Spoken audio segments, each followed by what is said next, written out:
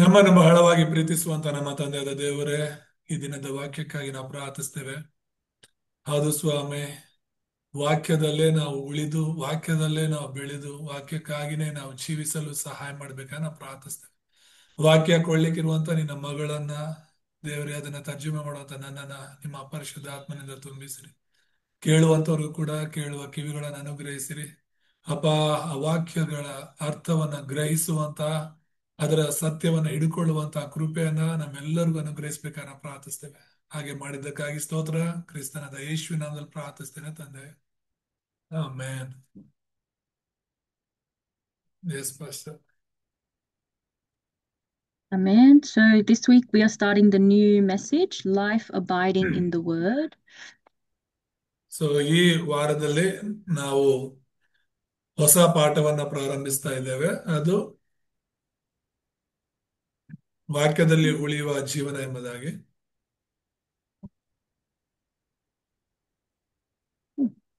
Okay, good. So the Bible verse that we will read, First Peter 2:2. ನಾವು ಓದುವಂತ ವಾಕ್ಯ, ಮೊದಲನೇ ವಾಕ್ಯ ಅಕ್ಷ ಓದ್ತಾಳೆ ಇವತ್ತಿನ ವಾಕ್ಯಗಳು. ಸೊ ಆಗತ್ತಾ ಓದಕ್ಕಾಗುತ್ತಾ? ಆಮಾಮ. ಸೊ 1 ಪೇತ್ರ 2ನೇ ಅಧ್ಯಾಯ 2ನೇ ವಚನವನ್ನು ಓದ್ಕೊಳ್ಳೋಣ.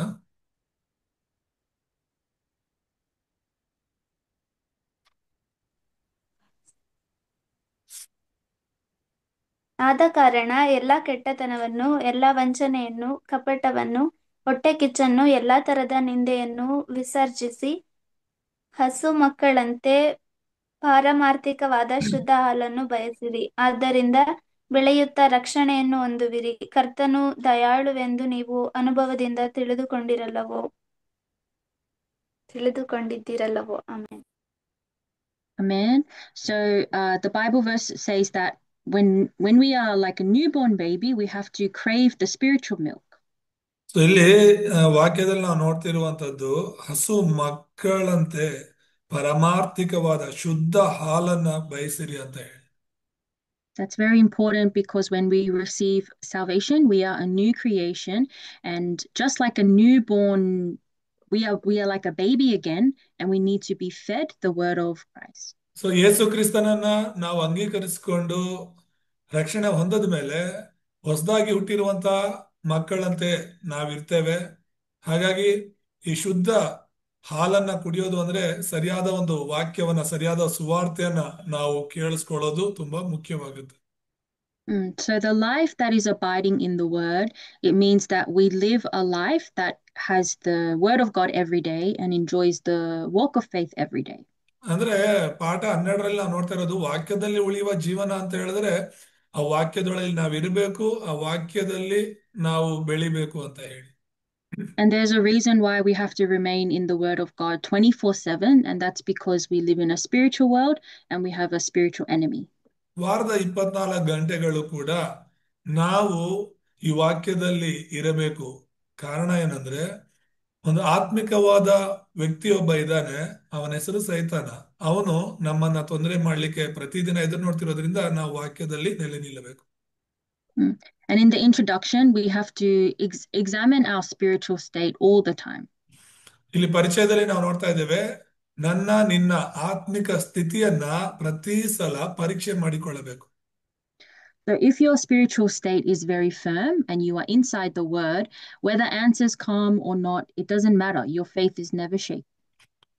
ನೀನು ನಿನ್ನ ಆತ್ಮಿಕ ಸ್ಥಿತಿಯಲ್ಲಿ ಬಲವಾಗಿರುವಾಗ ನಿನ್ನ ಪ್ರಾರ್ಥನೆಗಳಿಗೆ ಉತ್ತರ ಬರುತ್ತೋ ಇಲ್ವೋ, ಬಂದ್ರೂ ಸರಿ ಬಂದಿಲ್ಲ ಅಂದ್ರೂ ಸರಿ, ಆದ್ರೆ ನಿನ್ನ ನಂಬಿಕೆ ಯಾವತ್ತೂ ಕದಲಲ್ಲ. But if we live a life that is far away from the word of God, then we are always deceived. If answers don't come or if problems arise, we always fall into the problems. ಯಾವಾಗ ನಮ್ಮ ಆತ್ಮಿಕತೆ ಸ್ಥಿರವಾಗಿರೋದಿಲ್ವೋ, ವಾಕ್ಯದಲ್ಲಿ ನಾವು ಸ್ಥಿರವಾಗಿ ನಿಲ್ಲೋದಿಲ್ವೋ, ಹಾಗೇನಾಗುತ್ತೆ ಅಂದ್ರೆ ನಾವು ನಾವು ನಾವು ಕೇಳ್ಕೊಂಡಂತ ಉತ್ತರಗಳು ಸಿಗದೇ ಇದ್ದಾಗ ನಾವು ಬಲಹೀನರಾಗ್ತೀವಿ, ನಂಬಿಕೆಯಿಂದ ದೂರವಾಗ್ತೀವಿ. That's why it's really important to be rooted down in the gospel so that you have the firm faith and your spiritual state is never shaken, even though a lot of problems arise. ಹಾಗಾಗಿ ನಾವು ಸರಿಯಾದ ಸುವಾರ್ತೆಯಲ್ಲಿ ಸರಿಯಾದ ವಾಕ್ಯದಲ್ಲಿ ಬೇರೂರೋದು ತುಂಬಾ ಮುಖ್ಯ.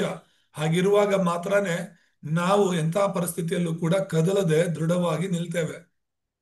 So we have to realize that the grace of God has come upon me. We have to really realize that by me receiving this gospel, the greatest grace of God has come to me. ನಾವು ವಚನಗಳನ್ನ ಮುಂಚಿತವಾಗಿ ತೆಗೆದಿಟ್ಕೊಳ್ಳೋಣ. So ಇಲ್ಲಿ ನಾವು ನೋಡ್ತಿರೋದು ಮೊದಲನೇದಾಗಿ ದೇವರ ಕೃಪೆ ಎಂಬುದಾಗಿ. So ಆ ದೇವರ ಕೃಪೆ ನಮ್ಮೆಲ್ಲರ ಮೇಲೆ ಬಂದಿದೆ, ನಾವು ಅದನ್ನ ಸ್ವೀಕರಿಸಿದ್ದೀವಿ ಅಂತ ನೋಡ್ತೇವೆ. So let's confirm the word. Luke 1:28-30. ನಾವು ವಚನದ ಮೂಲಕ ಅದನ್ನ ದೃಢೀಕರಿಸಿಕೊಳ್ಳೋಣ.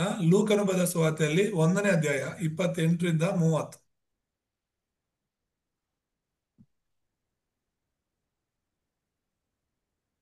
ಅನ್ಮ್ಯೂಟ್ ಮಾಡು. ಆ ದೂತನು ಆಕೆಯ ಬಳಿಗೆ ಬಂದು, ದೇವರ ದಯೆ ಹೊಂದಿದವಳೆ, ನಿನಗೆ ಶುಭವಾಗಲಿ, ಕರ್ತನು ನಿನ್ನ ಸಂಗಡ ಇದ್ದಾನೆ ಅಂದನು. ಆಕೆಯು ಆ ಮಾತಿಗೆ ತತ್ತರಿಸಿ, ಇದೆಂಥ ಆಶೀರ್ವಾದ ಎಂದು ಯೋಚನೆ ಮಾಡುತ್ತಿರಲಾಗಿ, ಆ ದೂತನು ಆಕೆಗೆ, ಮರಿಯಳೇ, ಹೆದರಬೇಡ, ನಿನಗೆ ದೇವರ ದಯೆ ದೊರಕಿತು. Amen. Amen. Amen. So this is when the angel comes to Mary and says that you are highly favored by the Lord. ಇಲ್ಲಿ ಒಬ್ಬ ದೂತನು ಬಂದು ಮರಿಯಳಿಗೆ ಹೇಳ್ತಾ ಇರೋದು, ಆ, ಇಂಥ ಆಶೀರ್ವಾದವನ್ನ ಕೊಡ್ತಾ ಇರೋದನ್ನ ನಾವು ನೋಡ್ತೀವಿ. ದೇವರ ದಯೆ ನಿನಗೆ ದೊರಕಿದೆ ಅಂತ. So Mary, she was obviously used by God to give birth to Jesus, but she knew that Jesus was her Lord. ಮರಿಯಳು ಗರ್ಭಿಣಿಯಾಗಿ ಯೇಸು ಸ್ವಾಮಿಗೆ ಜನ್ಮ ಕೊಡುವಂತಹ ಒಂದು ಸಮಯದಲ್ಲಿತ್ತು. ಆ ಯೇಸು ಕ್ರಿಸ್ತನು ಅಂತ ಹೇಳ್ಬಿಟ್ಟು ಕೂಡ ಅವಳಿಗೆ ತಿಳಿದಿತ್ತು. So Mary was used by God. So being used by God is actually the greatest blessing that we can receive. ಅಲ್ಲಿ ದೇವರ ಕೃಪೆ ಹೊಂದಿಕೊಳ್ಳದೆ ಎಲ್ಲಾ ಆಶೀರ್ವಾದಗಳಿಗಿಂತ ಶ್ರೇಷ್ಠವಾದ ಆಶೀರ್ವಾದ. And then let's read Luke 1:37-38. So ಲೂಕ same 1ನೇ one. ಅಧ್ಯಾಯದಲ್ಲಿ 37-38ನೇ ವಚನ ತನಕ ಓದ್ಕೋಣ. ದೇವರಿಂದ ಬರುವ ಯಾವ ಮಾತಾದರೂ ನಿಷ್ಫಲವಾಗುವುದಿಲ್ಲ ಅಂದನು. ಆಗ ಮರಿಯಳು, ಇಗೋ, ನಾನು ಕರ್ತನ ದಾಸಿ, ನಿನ್ನ ಮಾತಿನಂತೆ ನನಗಾಗಲಿ ಅಂದಳು. ಆಮೇಲೆ ಆ ದೂತನು ಆಕೆಯ ಬಳಿಯಿಂದ ಹೊರಟು ಹೋದನು. Amen. Amen. So Mary says, may your word to me be fulfilled. ಮರಿಯಳು ಹೇಳ್ತಿರೋದು ಏನಂತ ಹೇಳಿದ್ರೆ 38ಅಲ್ಲಿ, ಈಗೋ ನಾನು ಕರ್ತನ ದಾಸಿ, ನಿನ್ನ ಮಾತಿನಂತೆ ನನಗಾಗಲಿ ಅಂತ. So this is the time when the angel is coming to Mary and says that even though you are a virgin, you have a baby in your stomach that is going to be the Messiah, the Christ. ದೇವರ ವಾಕ್ಯ ಬಂದಿದ್ದೇನು ಮರಿಯಳಿಗೆ ಅಂದ್ರೆ, ಅವಳೊಂದು ಕನ್ನಿಕೆಯಾಗಿತ್ತು. ಕನ್ನಿಕೆಯಾಗಿರುವ ನೀನು ಗರ್ಭಿಣಿ ಆಗ್ತೀಯಾ, ದೇವ್ರು ನಿನ್ನಲ್ಲಿ ಹುಟ್ಟುತ್ತಾನೆ ಅಂತ ಹೇಳಿದ್ರೆ ಅದು ಸರಿ, ನಿನ್ನ ಮಾತಿನಂತೆ ಆಗ್ಲಿ ಅಂತ ಅವಳು ಒಪ್ಕೊಳ್ತಿದ್ರು. So let's read verse 34-35. ಆಗ್ಲೇನೆ 34. Yeah, Luke 1:34-35. 34-35 ಓದೋಣ. ಮರಿಯಳು ಆ ದೂತನನ್ನು, ಇದು ಹೇಗಾದೀತು, ನಾನು ಪುರುಷನನ್ನು ಅರಿತವಳಲ್ಲವಲ್ಲ ಎಂದು ಕೇಳಿದ್ದಕ್ಕೆ ದೂತನು, ನಿನ್ನ ಮೇಲೆ ಪವಿತ್ರಾತ್ಮ ಬರುವುದು, ಪರಾತ್ಪರನ ಶಕ್ತಿಯ ನೆರಳು ನಿನ್ನ ಮೇಲೆ ಬೀಳುವುದು, ಆದುದರಿಂದ ಹುಟ್ಟುವ ಆ ಪವಿತ್ರ ಶಿಶು ದೇವರ ಮಗನೆನಿಸಿಕೊಳ್ಳುವುದು. Amen. Amen. So what happens is the angel is proclaiming the word of God, and then Mary says, let the word be fulfilled in me.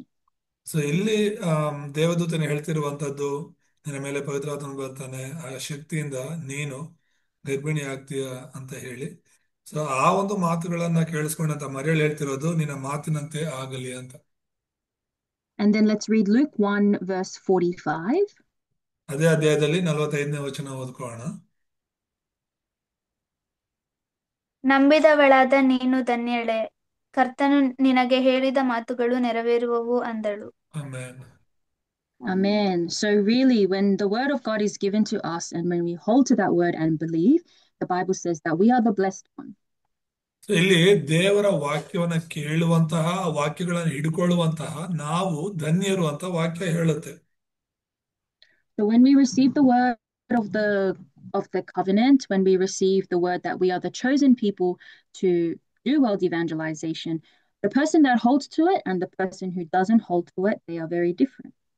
So ಇಲ್ಲಿ ನೀವು ದೇವರಿಂದ ಆರಿಸಲ್ಪಟ್ಟವರು, ದೇವರ ಸೇವೆಗಾಗಿ ಆರಿಸಲ್ಪಟ್ಟವರು, ಲೋಕ ಸ್ವಾರ್ಥೀಕರಣಕ್ಕಾಗಿ ಆರಿಸಲ್ಪಟ್ಟವರು ಆಗಿದ್ದೀರಾ ಅನ್ನುವಂತ ಒಂದು ಒಡಂಬಡಿಕೆಯನ್ನ ಹಿಡ್ಕೊಳ್ಳೋರ್ಗೂ ಹಿಡ್ಕೊಳ್ದೇ ಇರೋರ್ಗೂ ತುಂಬಾ ವ್ಯತ್ಯಾಸ ಇರುತ್ತೆ.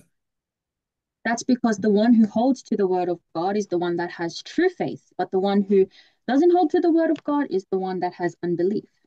ದೇವರ ವಾಕ್ಯವನ್ನ ಇದ್ದ ಹಾಗೆ ಹಿಡ್ಕೊಳ್ಳುವವನಲ್ಲಿ ನಂಬಿಕೆ ಇದೆ ಅಂತ ಅರ್ಥ. ಅದರಂತೆ ಹಿಡ್ಕೊಳ್ದೇ ಇರುವವರು ನಂಬಿಕೆ ಇಲ್ಲದವರು ಅಂತ ಅರ್ಥ. So the scripture is saying that we have to really hold on to the word and believe that God will fulfill that word through me. So ಇಲ್ಲಿ ಮರಿಯಳು ಮಾಡಿದ ಕೆಲಸ ಏನಂದ್ರೆ ಇವಳು ನಂಬಿದಳು. ಅದಕ್ಕಾಗಿ ಇಲ್ಲಿ ದೇವರು ಹೇಳ್ತಾ ಇರೋದು ನಂಬಿದವಳಾದ ನೀನು ಧನ್ಯಳು ಅಂತ. And then again, let's read Luke 2:19. ಹಾಗೇನೆ ಲೂಕ 2:19 ವಚನವನ್ನು ಓದ್ಕೊಳ್ಳೋಣ. ಆದರೆ ಮರಿಯಳು ಆ ಮಾತುಗಳನ್ನೆಲ್ಲ ತನ್ನ ಮನಸ್ಸಿನಲ್ಲಿಟ್ಟುಕೊಂಡು ಯೋಚಿಸುತ್ತಿದ್ದಳು. Amen. Amen. So again, Mary, she is the one who treasures the word in her heart. ಅಂದ್ರೆ ಇಲ್ಲಿ ಮರಿಯಳು ತಾನು ಕೇಳಿಸಿಕೊಂಡ ಪ್ರತಿಯೊಂದು ದೇವರ ಮಾತುಗಳನ್ನ ತನ್ನ ಮನಸ್ಸಲ್ಲಿ ಇಟ್ಕೊಳ್ತಾ ಇದ್ದಾಳೆ. So we did the other message about the time of worship. The time of worship is the time that God is speaking to us. If we really treasure that time, and if we feel like that's the most important time, then there can be the great work of the Holy Spirit. ನಾವು ಆರಾಧನೆಯ ಜೀವನ ಅನ್ನುವಂತ ಪಾಠವನ್ನ ಕಲಿಯುತ್ತಿರುವಾಗಲೂ ಕೂಡ ನಾವು ಕೇಳಿಸ್ಕೊಂಡಿದ್ವಿ. ಅಂದ್ರೆ ಆರಾಧನೆ ಮಾಡುವಂತ ಸಮಯದಲ್ಲಿ ದೇವರು ನಮ್ಮ ಸಂಗಡ ಮಾತನಾಡ್ತಾರೆ. ಸಭೆಗೆ ಹೋಗೋ ಸಮಯದಲ್ಲಿ, ಆರಾಧನೆಯ ಸಮಯದಲ್ಲಿ ದೇವರು ಮಾತನಾಡ್ತಾರೆ ಅಂತ ಹೇಳ್ಬಿಟ್ಟು ಅದನ್ನ ಹಿಡ್ಕೊಳ್ಳುವಾಗ ದೇವರು ಕಾರ್ಯಗಳನ್ನ ಮಾಡ್ತಾರೆ ಎಂಬುದಾಗಿ. So if Mary had unbelief or she was shaken in her faith, she could really be worried because she is virgin, but she has to give birth to a baby. ಇದೆಂತ ಒಂದ್ ವೇಳೆ ಚಿಂತೆ ಆಗಿರ್ಬೋದು. ಕನ್ನಿಕೆ ಆಗಿರುವಂತ ನಾನು ಗರ್ಭಿಣಿ ಹೇಗಾಗಕ್ಕೆ ಸಾಧ್ಯ, ಆದ್ರೂ ಕೂಡ ಸಮಾಜ ಹೇಗ್ ನನ್ನ ನೋಡುತ್ತೆ ಅಂತ ಎಷ್ಟು ಚಿಂತೆ ಮಾಡಬಹುದಾಗಿತ್ತು, ಎಷ್ಟು ಅದ್ರ ಬಗ್ಗೆ ಯೋಚಿಸಬಹುದಾಗಿತ್ತು. ಆದ್ರೆ ಮರಿಯಳು ದೇವರ ವಾಕ್ಯಗಳನ್ನ ಮನಸ್ಸಲ್ಲಿ ಇಟ್ಕೊಳ್ತು, ಅದನ್ನ ನಂಬಿತು ಎಂಬುದಾಗಿ ನೋಡ್ತೇವೆ. But Mary, her spiritual state was she was very firm and she was a very faithful servant of the Lord. That's why she could believe the words that the angels said to her. ಮರಿಯಳು ತುಂಬಾ ನಂಬಿಗಸ್ತಳಾಗಿ ದೇವರ ಭಯಭಕ್ತಿಯಲ್ಲಿ ಇದ್ದದರಿಂದ ದೇವದೂತನು ಅವಳಿಗೆ ಸಾರಿದಂತ ಆ ಒಂದು ಮಾತುಗಳನ್ನ ಬಲವಾಗಿ ಹಿಡ್ಕೊಂತು ಮತ್ತು ಅದರಲ್ಲಿ ನಂಬಿಕೆ ಇಡ್ತೆಂಬುದಾಗಿ ನೋಡ್ತೇವೆ. Same for us. Sometimes we hear about world evangelization or we have to save this age. Some people might think it's a burden. ನಮ್ಮ ಒಂದು ಜೀವಿತದಲ್ಲೂ ನಮ್ಮ ವಿಷಯದಲ್ಲೂ ಅಷ್ಟೇನೆ. ಯಾವಾಗ್ಲೂ ನಾವು ಈ ಯುಗವನ್ನ ರಕ್ಷಿಸಬೇಕು, ಲೋಕಸ್ವಾತಿಕರಣ ಮಾಡಬೇಕು ಅಂತ ಹೇಳಿದ್ರೆ ಕೆಲವರಿಗೆ ಇದು ತುಂಬಾ ಕಷ್ಟಕರವಾದದ್ದಾಗಿರುತ್ತೆ. But Mary, she didn't have any question. She didn't say, "Oh, what about my background? What about this problem?" She just held to the word and she said, "Amen. Let the word be fulfilled in me." ಮರಿಯಳು ಆ ರೀತಿ ಯಾವುದು ಸಂಕೋಚ ಪಡಲಿಲ್ಲ, ಅಪನಂಬಿಕೆಯನ್ನ ತೋರಿಸಲಿಲ್ಲ. ಅವಳು ನನ್ನ ಒಂದು ಹಿನ್ನೆಲೆ ಏನು, ನನ್ನ ಜೀವನ ಏನಾಗ್ಬೋದು, ನನ್ನ ಪರಿಸ್ಥಿತಿ ಏನಾಗ್ಬೋದು ಅಂತ ಯೋಚಿಸದೆ ದೇವರ ವಾಕ್ಯವನ್ನ ಹಿಡ್ಕೊಂಡು ನೀನ್ ಹೇಳಿದಂತೆ ನೆರವೇರಲಿ ಅಂತ ಹೇಳ್ಬಿಟ್ಟು ನಂಬಿಕೆ ಇಡ್ತಾಳೆ. So we really have to hold firm to this covenant. This is an age where many people have lost hold of the gospel. Many people have turned away from God. ಈ ಯುಗವನ್ನ ರಕ್ಷಿಸುವಂತ ಜವಾಬ್ದಾರಿ ನಮ್ಮೆಲ್ಲರದಾಗಿದೆ. ಈ ಯುಗ ಎಂತದ್ದಾಗಿದೆ ಅಂತ ಹೇಳಿದ್ರೆ ಸುವಾರ್ತೆಯಿಂದ, ಸಭೆಗಳಿಂದ, ಕ್ರಿಸ್ತನಿಂದ ಹಿಂತಿರುಗಿ ಹೋಗ್ತಾ ಇರುವಂತಹ ಒಂದು ಯುಗವಾಗಿದೆ. People are bound by idol worship, bound by religion. They are even hurting other people, killing each other.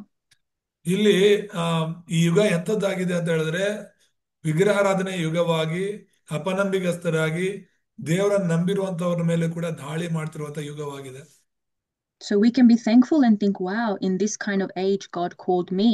God gave me this gospel. He gave me the spiritual answer of Christ, and He wants to use me to preach this gospel to the whole world.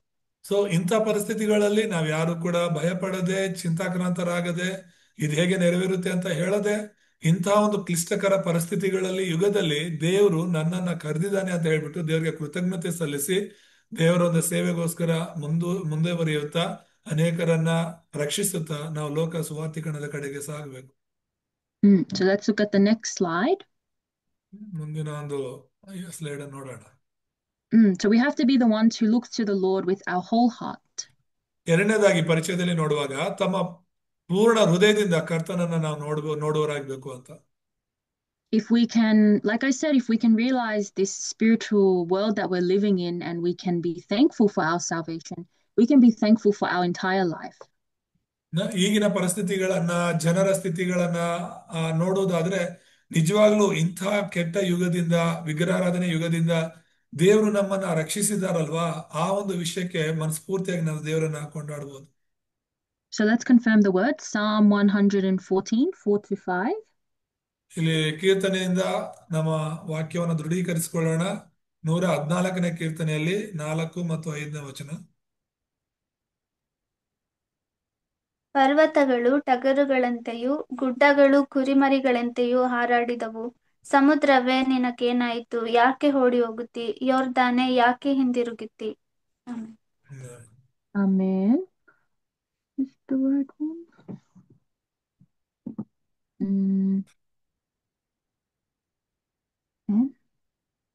Okay. Psalm 114, verse 4 to 5. Okay, so the Lord is the Lord is the sovereign Lord. The Lord is the one who is in control of everything.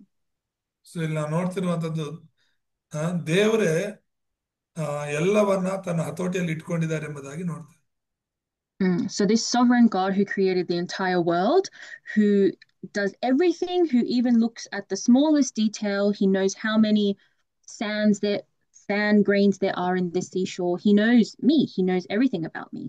So ಈ ಒಂದು ಕೀರ್ತನೆಯಿಂದ ನಾವು ನೋಡೋದೇನಂದ್ರೆ ದೇವರು ಸಾರ್ವಭೌಮನಾಗಿದ್ದಾನೆ, ಸರ್ವಾಧಿಕಾರಿಯಾಗಿದ್ದಾನೆ. ನಕ್ಷತ್ರಗಳ ಬಗ್ಗೆ ಆಗ್ಲಿ, ಸಮುದ್ರದ ಬಗ್ಗೆ ಆಗ್ಲಿ, ಸಮುದ್ರ ತೀರದಲ್ಲಿರುವಂತಹ ಆ ಒಂದು ಉಸುಬು ಕೂಡ ದೇವರ ಲೆಕ್ಕದಲ್ಲಿದೆ ಅಂತ ಹೇಳಿ, ಸೊ ಅದು ತೋರ್ಸೋದೇನಂದ್ರೆ ದೇವರು ಎಷ್ಟು ಸರ್ವಶಕ್ತನಾಗಿದ್ದಾನೆ ಅಂತ. And the greatest blessing that our Lord gave us is the word of God, which is highlighting about Christ. ದೇವರು ನಿನಗೂ ನನಗೂ ಕೊಟ್ಟಂತಹ ಶ್ರೇಷ್ಠ ಕೃಪೆ, ವರ ಏನು ಅಂದ್ರೆ ದೇವರ ವಾಕ್ಯ. And the word is a spiritual word. It's not many people, they want to see something with their physical eyes. That's why they raise the idols or they want to bow down and worship something. ನಾವು ನಂಬಿರುವಂತಹ ಓದ್ತಿರುವಂತಹ ವಾಕ್ಯ ಅದು ಆತ್ಮಿಕ ವಾಕ್ಯವಾಗಿದೆ. ಆ ವಾಕ್ಯವನ್ನ ಕೇಳಿ ನಾವು ನಂಬ್ತಾ ಇರುವಂತದ್ದು. ಆದ್ರೆ ತುಂಬಾ ಜನರಿಗೆ ನೋಡುವಂತದ್ದು ಬೇಕಾಗಿದೆ. ಅದಕ್ಕೋಸ್ಕರನೇ ಅವ್ರಿಗೆ ಇಷ್ಟವಾದಂತಹ ವಿಗ್ರಹಗಳನ್ನ ಇಟ್ಕೊಂಡು ಪೂಜೆ ಮಾಡ್ತಿರ್ತಾರೆ. And that is because there is no grace of God upon them. They can't believe the spiritual word. They want to see something physical with their eyes, but that means God didn't give them the grace to believe. ಅವ್ರಿಗೆ ದೇವರ ಕೃಪೆ ಕೊಡಲ್ಪಟ್ಟಿಲ್ಲ. ಅದಕ್ಕೋಸ್ಕರನೇ ಅವರು ಆತ್ಮಿಕವಾದ ದೇವರ ವಾಕ್ಯವನ್ನ ನೋಡಕ್ಕಾಗದೆ ಅವರು ಶಾರೀರಿಕವಾಗಿ ಕಣ್ಣು ಕಾಣುವಂತಹ ವಿಗ್ರಹಗಳನ್ನ ಮಾಡಿಕೊಂಡು ಅವುಗಳ ಹಿಂದೆ ಹೋಗ್ತಿದ್ದಾರೆ. But you can be thankful and think, wow, by God's grace, He called me to this place to listen to this word and to revive my life and to save my field. ಆದ್ರೆ ದೇವರು ನಿನ್ನನ್ನ ನನ್ನನ್ನ ಇಂಥ ಒಂದು ಸ್ಥಳಗಳಲ್ಲಿ ಕರೆತಂದು ತನ್ನ ಆತ್ಮಿಕ ವಾಕ್ಯಗಳನ್ನ ಕೇಳಿ ಆತನಲ್ಲಿ ನಾವು ಬಲ ಹೊಂದಲು ದೇವ್ರ ಕೃಪೆ ತೋರಿಸಿದ್ದಾರೆ. ಅದಕ್ಕೋಸ್ಕರ ಇಂಥ ಸಮಯಕ್ಕಾಗಿ ದೇವರಿಗೆ ನಾವು ಕೃತಜ್ಞತೆ ಸಲ್ಲಿಸಬೇಕು. Sometimes when I'm in worship and I'm listening to the message, I really think this is like a miracle. I never would have imagined that I would be sitting here in this place and I would be receiving grace from the word of God. ನಾನು ಯಾವತ್ತೂ ಯೋಚನೆನೂ ಮಾಡಿರ್ಲಿಲ್ಲ ನಾನು ದೇವರ ವಾಕ್ಯ ಹೇಳುವಳಾಗಿ ದೇವರ ಕೃಪೆನ ಪಡ್ಕೊಳ್ಳುವಂತ ಒಂದು ದಿನ ಸಮಯ ಬರುತ್ತೆ ಅಂತ. ಆದ್ರೆ ಆ ದಿನ ದೇವ್ರು ಕೊಟ್ಟಿದ್ದಾರೆ. ದೇವ್ರಿಗೆ ನಾನು ಕೃತಜ್ಞತೆ ಸಲ್ಲಿಸ್ತೇನೆ. Then you can have thanksgiving for so many things. You can have thanksgiving for your church, for your pastor that keeps giving you the word. Your heart is overflowing with thanksgiving. So ಪ್ರತಿಯೊಂದು ವಿಷಯಕ್ಕಾಗಿ ನಾವು ದೇವರಿಗೆ ಕೃತಜ್ಞತೆ ಸಲ್ಲಿಸಬಹುದು. ದೇವ್ರು ಕೊಟ್ಟಂತ ಕುಟುಂಬಕ್ಕಾಗಿ, ದೇವ್ರು ಕೊಟ್ಟಂತ ವಾಕ್ಯಕ್ಕಾಗಿ, ದೇವ್ರು ಕೊಟ್ಟಂತ ಸಭೆಗಾಗಿ, ದೇವ್ರು ಕೊಟ್ಟಂತ ಸೇವಕರುಗಳಿಗಾಗಿ ನಾವು ದೇವ್ರನ್ನ ಮಹಿಮೆ ಪಡಿಸಬಹುದು. And then the small incidents. There are some incidents that can occur in the church between believers. But if you can see the bigger picture of your life, that you receive salvation and that you are receiving the message from the church, you can restore thanksgiving, and those small problems, they are not problems anymore. ನಿನ್ನ ಕುಟುಂಬದಲ್ಲೋ, ಸಭೆಯಲ್ಲೋ, ಸೇವೆಗಳಲ್ಲೋ ಕೆಲವು ವಿಷಯಗಳು ನಡೀಬಹುದು, ಕೆಲವು ಸಮಸ್ಯೆಗಳು ನಡೀಬಹುದು. ಆದ್ರೆ ಅಲ್ಲಿಗೆ ಸೀಮಿತವಾಗಬಾರ್ದು ನಮ್ಮ ದೃಷ್ಟಿಕೋನ. ದೇವರ ಒಂದು ಕರೆಯುವಿಕೆ, ದೇವರ ಒಂದು ಸೇವೆ, ದೇವರ ಭವಿಷ್ಯವನ್ನ ನಾವು ನೋಡುವವರಾಗಿ ಬಲ ಹೊಂದಿ ಮುಂದೆ ಹೋಗ್ಬೇಕು. So in Thanksgiving, we have to discover my word. What is my word? What is my commission? What did God want? What does God want to do through me, through my talents and all my gifts that He gave me? So ಇಲ್ಲಿರುವಂತ ಎಲ್ಲರಿಗೂ ಕೂಡ ದೇವರು ಮಾತನಾಡ್ತಾ ಇದ್ದಾರೆ. So ಒಬ್ಬೊಬ್ರಿಗೆ ಒಂದೊಂದು ವಿಷಯದಲ್ಲಿ ಮಾತನಾಡ್ಬೋದು. ಹಾಗಾಗಿ ದೇವ್ರು ಇವತ್ತು ನನಗೆ ಕೊಟ್ಟಂತ ವಾಕ್ಯ ಏನು, ನನ್ನ ವಾಕ್ಯ ಅಂತ ಹೇಳಿ ನೀನು ಅದನ್ನ ಸ್ವೀಕರಿಸ್ಬೇಕು. ಮತ್ತೆ ದೇವ್ರು ನನಗೆ ಕೊಟ್ಟ ಪ್ರತಿಭೆ ಏನು, ಆ ಪ್ರತಿಭೆಯನ್ನ ಕಂಡುಕೊಳ್ಳೋದಕ್ಕೂ ಅದರಲ್ಲಿ ನಾವು ಬೆಳೆಯೋದಕ್ಕೂ ಪ್ರಾರ್ಥಿಸ್ಬೇಕು. And God called us as the ones who relay. So not just holding on to the gospel for myself and my family, but relay the gospel. That's Matthew 4:19. ಇಲ್ಲಿ ಮತ್ತಾಯ 4:19 ಓದ್ಕೊಳ್ಳೋಣ. ಅದೇನಂದ್ರೆ ದೇವರ ಒಂದು ಸುವಾರ್ತೆಯನ್ನ ಕೇವಲ ನಾನು ನನ್ನ ಕುಟುಂಬ ಮಾತ್ರ ಹಿಡ್ಕೊಳ್ಳೋದಲ್ಲ, ಇನ್ನೊಬ್ರಿಗೂ ಕೂಡ ಅದನ್ನು ಪ್ರಕಟಿಸಬೇಕು ಅಂತ. So let's confirm. ಓದೋಣ. ಅವರಿಗೆ ಆತನು, ನನ್ನ ಹಿಂದೆ ಬನ್ನಿರಿ, ಮನುಷ್ಯರನ್ನು ಹಿಡಿಯುವ ಬೆಸ್ತರನ್ನಾಗಿ ನಿಮ್ಮನ್ನು ಮಾಡುವೆನು ಎಂದು ಹೇಳುತ್ತಾರೆ. ಅವರು ತಮ್ಮ ಬಲೆಗಳನ್ನು ಬಿಟ್ಟು ಆತನ ಹಿಂದೆ ಹೋದರು. Amen. Amen. Amen. So God called us as fishers of men. We are the ones who are raising disciples and imprinting the disciples with the word of God. ಇಲ್ಲಿ ಯೇಸು ಸ್ವಾಮಿ ನಮ್ಮನ್ನ ಕರೆದಿರೋದು ಮನುಷ್ಯರನ್ನು ಹಿಡಿಯುವ ಬೆಸ್ತರನ್ನಾಗಿ ಮಾಡಲು. ಅಂದ್ರೆ ಅದರ ಅರ್ಥ ನಾವು ಅನೇಕರಿಗೆ ಈ ಸುವಾರ್ತೆಯಲ್ಲಿ ಮುದ್ರೆ ಮಾಡಿ ಅವರನ್ನ ಶಿಷ್ಯರಾಗಿ ಬೆಳೆಸಬೇಕು. So that's a blessing that many churches have lost hold of. Many churches are just doing gatherings, they're putting on some event for people, but they have lost hold of the true evangelism of this age. ಅನೇಕ ಸಭೆಗಳಲ್ಲಿ ಜನರು ಗುಂಪು ಗುಂಪಾಗಿ ಕೂಡಿ ಬರ್ತಿದ್ದಾರೆ. ಆದ್ರೆ ಅದೇನೋ ಒಂದು ತರ ಅವರ ಒಂದು ಅವರಿಷ್ಟದ ಪ್ರಕಾರ ಸಭೆಗಳು ನಡೀತಾ ಇರುತ್ತೆ. ನಿಜವಾಗ್ಲೂ ಕೂಡ ಸುವಾರ್ಥ ಸೇವೆಗಳು ಅಂತ ಸಭೆಗಳಲ್ಲಿ ಕಾಣ್ತಾ ಇಲ್ಲ. And of course, we have our limitations, we have our weakness, but God doesn't look at that. God called us because we have the covenant. ನಮ್ಮಲ್ಲಿ ಬಲಹೀನತೆಗಳಿರುತ್ತೆ, ಮತ್ತೆ ನಾವು ಮಾಡಕ್ ಆಗದೆ ಇರುವಂತಹ ಕಾರ್ಯಗಳಿರುತ್ತೆ. ಆದ್ರೂ ಕೂಡ ದೇವರು ನಮ್ಮನ್ನ ಕರೆದಿರೋದು. And there is the prayer topic that we should have. It's Matthew 6:33. ಮತ್ತೆ ಈ ಒಂದು ವಾಕ್ಯದಲ್ಲೇ ದೇವರೊಂದು ಪ್ರಾರ್ಥನಾ ವಿಷಯವನ್ನ ಕೊಟ್ಟಿದ್ದಾರೆ. ಅದೇನು ಅಂತ ನಾವು ಮತ್ತಾಯ 6:33 ನೋಡ್ಬೋದು.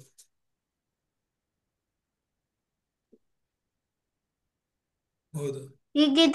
ಹೀಗಿರುವುದರಿಂದ ನೀವು ಮೊದಲು ದೇವರ ರಾಜ್ಯಕ್ಕಾಗಿಯೂ ನೀತಿಗಾಗಿಯೂ ತವಕ ಪಡಿರಿ, ಇವುಗಳ ಕೂಡ ಅವೆಲ್ಲವೂ ನಿಮಗೆ ದೊರಕುವವು. Amen. Amen. Amen. So in that Bible verse, Jesus is saying that many people are worried about what they're going to eat, what they're going to wear, but that is things that non-believers worry about. So ಇಲ್ಲಿ ಏನ್ ತಿನ್ಬೇಕು, ಏನ್ ಕುಡಿಬೇಕು, ಏನ್ ಹೊದ್ಕೊಳ್ಬೇಕು ಅಂತ ಚಿಂತೆ ಮಾಡ್ತಾರೆ. ಆ ಚಿಂತೆ ಮಾಡೋರು ಯಾರು ಅಂದ್ರೆ ಅವಿಶ್ವಾಸಿಗಳು. Just like if you have a physical father that looks after everything for you, you don't have to worry about where am I going to sleep tonight, what am I going to eat, because your father will provide everything for you. ಈಗ ನಿಮಗೆ ತಂದೆ ಇದ್ದಾರೆ, ತಾಯಿ ಇದ್ದಾರೆ ಅಂದ್ರೆ ನಾನು ಏನ್ ತಿನ್ಬೇಕು, ಏನ್ ಕುಡಿಬೇಕು, ಎಲ್ಲಿ ಮಲಗಬೇಕು ಅಂತ ಮಕ್ಕಳು ಚಿಂತೆ ಮಾಡೋ ಅವಶ್ಯಕತೆ ಇರಲ್ಲ.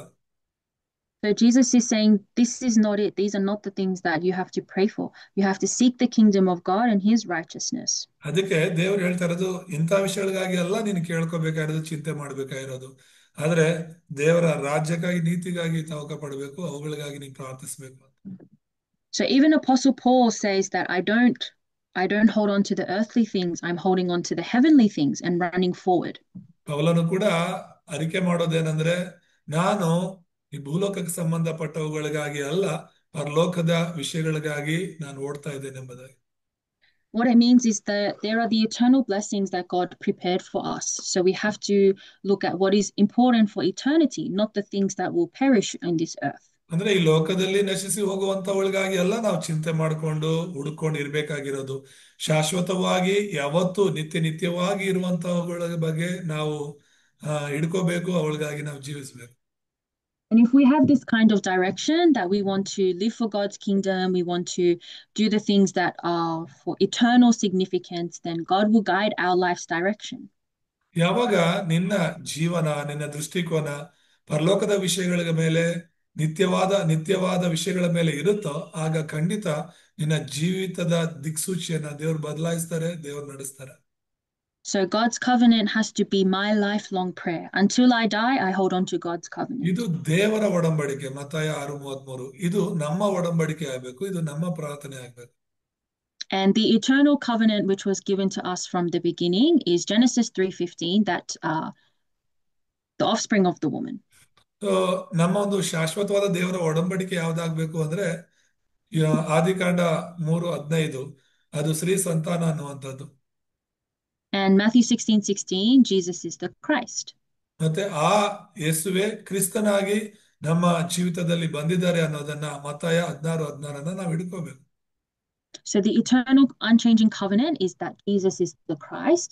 And then the covenant of this age is Matthew 24:14, to preach this gospel to the ends of the earth. So ಯೇಸುವೆ ಕ್ರಿಸ್ತನು ಅನ್ನುವಂಥದ್ದು ಮತ್ತಾಯ 16:16 ನಮ್ಮ ಜೀವನ ಪೂರ್ತಿ ಒಡಂಬಡಿಕೆಯಾಗಿ ಹಿಡ್ಕೋಬೇಕು. ಮತ್ತೆ ನಾವು ಮಾಡಬೇಕಾಗಿರೋದು ಒಡಂಬಡಿಕೆಯ ಸೇವೆ ಏನು ಅಂದ್ರೆ ಮತ್ತಾಯ 24:14 ಹೇಳಿರೋ ಪ್ರಕಾರ ಈ ಪರಲೋಕ ರಾಜ್ಯದ ಒಂದು ಸುವಾರ್ತೆ ಲೋಕದ ಕಟ್ಟ ಕಡೆಯವರೆಗೂ ಸಾರಲ್ಪಡಬೇಕು, ಆಗ ಅಂತ್ಯ ಬರುತ್ತೆ ಅಂತ. ಇದನ್ನ ನಮ್ಮ ಒಡಂಬಡಿಕೆಯಾಗಿ ಹಿಡ್ಕೋಬೇಕು. So inside of this, the remnants, you have to really discover, what do I have to, how can I live for God's covenant? How can I live for world evangelization? So ಇಲ್ಲಿರುವಂತಹ ನೀವೆಲ್ಲರೂ ಕೂಡ ನಾನು ಹೇಗೆ ದೇವರ ವಾಕ್ಯವನ್ನು ಹಿಡ್ಕೋಬೇಕು, ನಾನು ಹೇಗೆ ಈ ಒಂದು ಲೋಕ ಸುವಾರ್ತಿಕನಾಗಿ ಜೀವಿಸಬೇಕು ಅನ್ನುವಂಥ ವಿಷಯಗಳನ್ನ ತಿಳ್ಕೊಂಡು ಅದನ್ನ ಹಿಡ್ಕೋಬೇಕು. And when it says to look to God with your whole heart, it means with an earnest heart, really, like calling out to Lord, I want to discover what is your will and plan for my life. I want to receive guidance.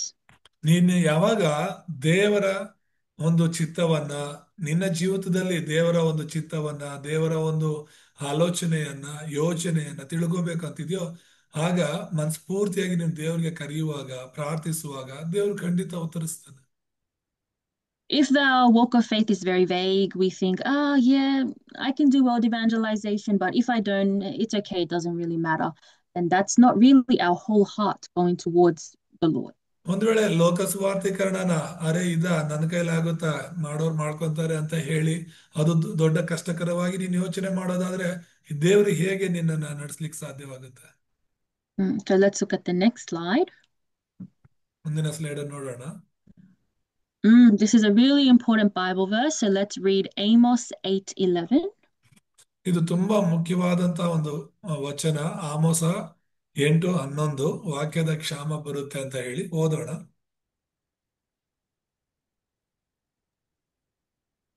ಕರ್ತನಾದ ಯೆಹೋವನು ಇಂತೆನ್ನುತ್ತಾನೆ, ಆಹಾ, ನನ್ನ ದೇಶಕ್ಕೆ ಕ್ಷಾಮವನ್ನು ಉಂಟು ಮಾಡುವ ದಿನಗಳು ಬರುತ್ತಿವೆ.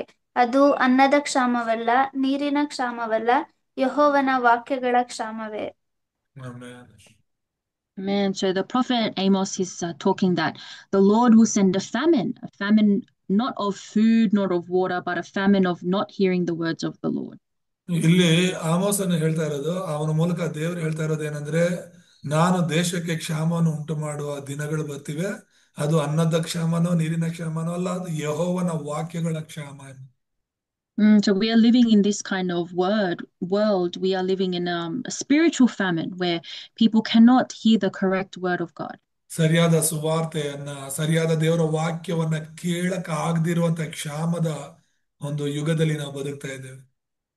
People are listening to the word of the shaman, the fortune teller, this kind of religious leader or celebrities on the TV. ಜನರೆಲ್ಲರೂ ಕೂಡ ದೊಡ್ಡ ದೊಡ್ಡ ಹೀರೋಗಳ ಮಾತುಗಳನ್ನ ಕೇಳಿಸ್ಕೊಳ್ಳೋದಕ್ಕೋ, ಮತ್ತೆ ವಿಗ್ರಹಾರಾಧಕರ ಸ್ವಾಮೀಜಿಗಳ ಮಾತುಗಳನ್ನು ಕೇಳಿಸ್ಕೊಳ್ಳೋದಕ್ಕೋ, ಅಥವಾ ಈ ಒಂದು ಮಾಟ ಮಂತ್ರ ಹೇಳುವಂತಹ, ಭವಿಷ್ಯವಾಣಿ ಹೇಳುವಂತಹ, ಜ್ಯೋತಿಷ್ಯ, ಈ ತರ ಒಂದು ಗುರುಜಿಗಳ ಮಾತುಗಳನ್ನ ಕೇಳಿಸ್ಕೊಳ್ಳೋದಕ್ಕೆ ಆಸೆ ಪಡ್ತಾ ಇದ್ದಾರೆ. And this is the work of Satan. Satan doesn't want the pure gospel, the pure word of God to be proclaimed, because he knows that many souls will be saved. ಇದು ಸೈತಾನನ ಕಾರ್ಯವಾಗಿದೆ. ಸೈತಾನನೇ ಜನರಿಗೆ ದೇವರ ಸುವಾರ್ತೆಯನ್ನ ಕೇಳಕ್ಕಾಗದಿರೋ ರೀತಿಯಲ್ಲಿ ಬೇರೆ ಬೇರೆ ಜನರ ವಾಕ್ಯಗಳನ್ನ ಕೇಳೋ ಕಡೆಗೆ ನಡೆಸ್ತಾ ಇದ್ದಾನೆ. So even for me, if I miss worship a few times or I don't listen to the word of God, I can really feel my spirit is being, in the dust, going down to the ground, very spiritual low state. ಅಂದ್ರೆ ಪ್ರತಿ ಸಲ ನಾನು ಕೂಡ ನಮ್ಮ ಸಭೆಯಲ್ಲಿ ಅಥವಾ zoom ಮೀಟಿಂಗ್ಗಳಲ್ಲಿ ಇರುವಂತಹ ವಾಕ್ಯಗಳನ್ನ ಪ್ರತಿದಿನ ನಾನು ಕೇಳಲಿಲ್ಲ ಅಂತ ಹೇಳಿದ್ರೆ, ಒಂದ್ 2-3 ದಿನ ಕೇಳಿಲ್ಲ ಅಂದ್ರೆ ನನ್ನ ಒಂದು ನಂಬಿಕೆ ಬಲಹೀನವಾಗೋದು ಅಥವಾ ಆತ್ಮಿಕತೆ ಕ್ಷೀಣಿಸೋದನ್ನ ನಾನು ಗಮನಿಸ್ತೀನಿ. Because I'm a spiritual being, and like the word said, we need the spiritual milk, that is the word of God. ಮುಂಚಿತವಾಗಿ ನಾವು ಓದ್ಕೊಂಡ ಹಾಗೆ ನಾವು ಆತ್ಮಿಕ ಶಿಶುಗಳಾಗಿದ್ದೇವೆ. ಸೊ ಆ ಒಂದು ಶುದ್ಧವಾದ ಹಾಲನ್ನ ಪ್ರತಿದಿನ ನಾವು ಕುಡಿಬೇಕು, ಆಗ ತಾನೇ ನಾವು ಬಲ ಹೊಂದುತ್ತೀವಿ, ಆರೋಗ್ಯವಾಗಿರ್ತೀವಿ. But instead of worship, instead of listening to the word of God, there are so many distractions in this age. For young people, there is TikTok, YouTube, so many apps, Instagram.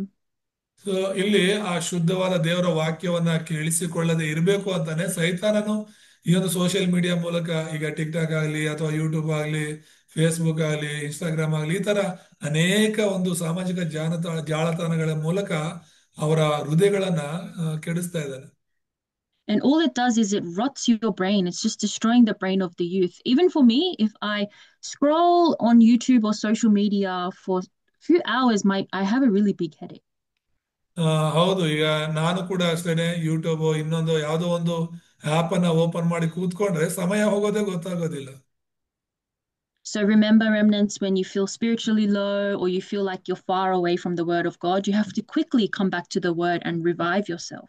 ಹಾಗಾಗಿ ಇಲ್ಲಿರುವಂತಹ ಎಲ್ಲಾ ದೇವ್ರ ಮಕ್ಕಳಿಗೆ ನಾನು ಹೇಳ್ತೇನೆ, ಯಾವಾಗೆಲ್ಲ ನೀವು ಆತ್ಮಿಕವಾಗಿ ಬಲಹೀನತೆಯಲ್ಲಿ ಇರ್ತೀರೋ, ನಂಬಿಕೆಯಲ್ಲಿ ಬಲಹೀನರಾಗ್ತಿರ್ತೀರೋ, ತಕ್ಷಣ ನೀವು ಗ್ರಹಿಸಿಕೊಂಡು ಮತ್ತೆ ದೇವರ ಕಡೆಗೆ, ದೇವರ ವಾಕ್ಯದ ಕಡೆಗೆ ತಿರುಗಿರಿ. ದೇವರ ವಾಕ್ಯವನ್ನ ಕೇಳಿ ಮತ್ತೆ ನಿಮ್ಮ ಆತ್ಮಗಳನ್ನ, ನಿಮ್ಮ ನಂಬಿಕೆಯನ್ನ ಉಜ್ಜೀವನ ಮಾಡ್ಕೊಳ್ಳಿ. So many people are thirsty. So many people are thirsty for this gospel, but they don't know. That's why they go to different temples, they listen to different preachers or different religious leaders because they don't know what they have to do.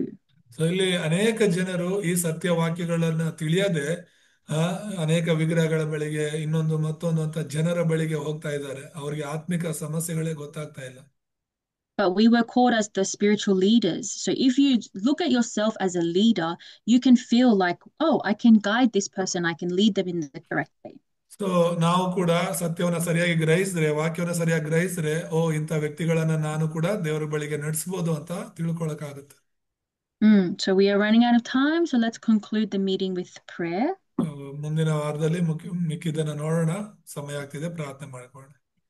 ನಮ್ಮನ್ನು ಬಹಳವಾಗಿ ಪ್ರೀತಿಸುವ ನಮ್ಮ ತಂದೆಯ ದೇವರೇ, ಇಲ್ಲಿ ಕೂಡಿ ಬಂದಿರುವಂತ ಎಲ್ಲ ನಿನ್ನ ಮಕ್ಕಳನ್ನು ಆಶೀರ್ವದಿಸಿರಿ. ಆ ವಾಕ್ಯದ ಕ್ಷಾಮದಲ್ಲಿರುವಂತಹ ಜನರ ಮಧ್ಯದಲ್ಲಿ ವಾಕ್ಯವನ್ನ ಸಮೃದ್ಧಿಯಾಗಿ ನಮಗೆ ಕೊಡ್ತಿದ್ದೀರಾ. ಆ ಸತ್ಯವನ್ನ ಗ್ರಹಿಸಿ ನಿಮಗೋಸ್ಕರ ಜೀವಿಸಲು ಸಹಾಯ ಮಾಡಿ. ಕ್ರಿಸ್ತನಾದ ಯೇಸುವಿನಾದರೂ ಪ್ರಾರ್ಥಿಸ್ತೇನೆ ತಂದೆ, ಆಮೇನ್.